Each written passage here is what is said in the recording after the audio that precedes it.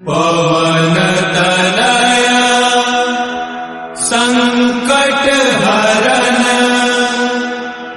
मंगल मूर्ति। जय श्री महाकाल की राधे राधे। मैं एस्ट्रो गजेंद्र सिंह सोलंकी कोटा राजस्थान से स्वागत करता हूं आपका मेरा YouTube channel SVG astro science में। आज मैं आपको जानकारी दूंगा सूर्य ग्रह से संबंधित सूर्य ग्रह के कारक, सूर्य ग्रह उच्च नीच राशि के बारे में जानकारी। सूर्य कहाँ कहाँ का कारक ग्रह होता है इस चीज की जानकारी दूंगा। सूर्य कब अच्छा होता है कब बुरा होता है इसकी जानकारी दूंगा मैं आपको। सूर्य पिता का कारक ग्रह होता है। सूर्य सरकारी क्षेत्र का कारक ग्रह होता है। सूर्य मान सम्मान का कारक ग्रह होता है। सरकारी क्षेत्र का कारक ग्रह होता है। उच्च पद सरकारी जो होते हैं उसका कारक सूर्य होता है। राजनीति प्रशासन ये सब सूर्य के कारक क्षेत्र हैं। सूर्य इनका कारक ग्रह होता है। सूर्य आत्मविश्वास का कारक ग्रह होता है। नेतृत्व करने की शक्ति सूर्य के, यश कीर्ति मान सम्मान का कारक ग्रह सूर्य होता है। सूर्य मेष राशि में उच्च का होता है। सिंह राशि सूर्य की स्व राशि है और तुला राशि सूर्य की नीच राशि है।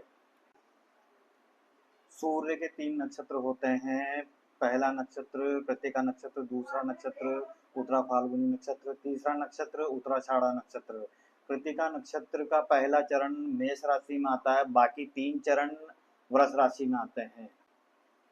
उत्तरा फाल्गुनी नक्षत्र का पहला चरण सिंह राशि में आता है और बाकी के 3 चरण कन्या राशि में आते हैं।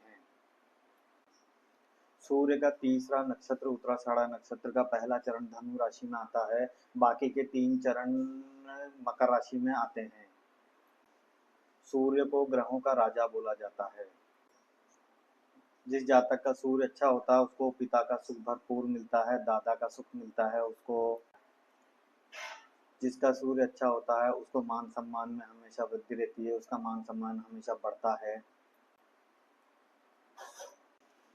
सूर्य 1 महीने तक एक राशि में गोचर करता है।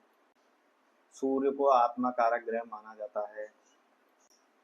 लग्न का कारक सूर्य होता है। दशम का कारक सूर्य होता है।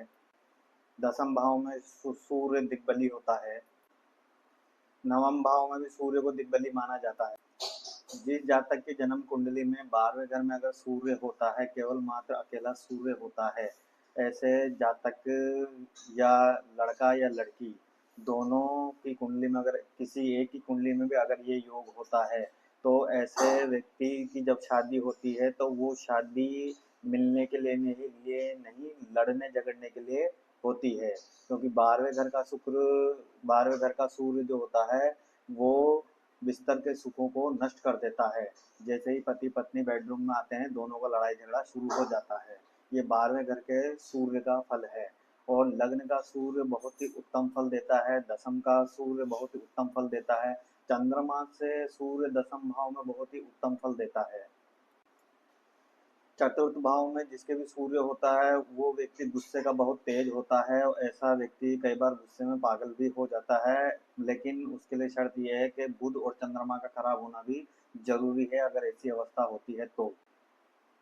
पंचम भाव में बैठा हुआ सूर्य व्यक्ति को बहुत ही अच्छा बुद्धिमान बनाता है और काफी अच्छा ज्ञानी भी बनाता है। सप्तम भाव में बैठा हुआ सूर्य पति या पत्नी को गुस्से वाला बनाता है। 11वें घर में बैठा हुआ सूर्य कई बार जातक को सरकारी क्षेत्र से अच्छा लाभ दिलाता है, यानी कि जो ठेकेदारी वगैरह करते हैं, गवर्नमेंट कॉन्ट्रैक्टर होते हैं, उनके ज्यादातर कुंडली में 11वें घर में सूर्य ही पाया जाता है। या पापी ग्रह जो होते हैं वो उनके 11वें घर से ही संबंधित होते हैं। सूर्य रोशनी का कारक ग्रह भी होता है। जिसकी जन्म कुंडली में दूसरे घर में या 12वें घर में अगर सूर्य होता है तो ऐसे जातक की आंखों में हमेशा समस्या रहती ही है। जिन जातक को भी आंखों से रिलेटेड समस्या रहती है वो सूर्य उनका जन्म कुंडली में पीड़ित होता है, कमजोर अवस्था में होता है। सूर्य और मंगल ये दोनों जब भी किसी की जन्म कुंडली में मिलते हैं तो ऐसे व्यक्ति को बहुत ही ज्यादा वो पराक्रमी होता है, हिम्मत वाला होता है और बहुत ज्यादा मेहनती होता है।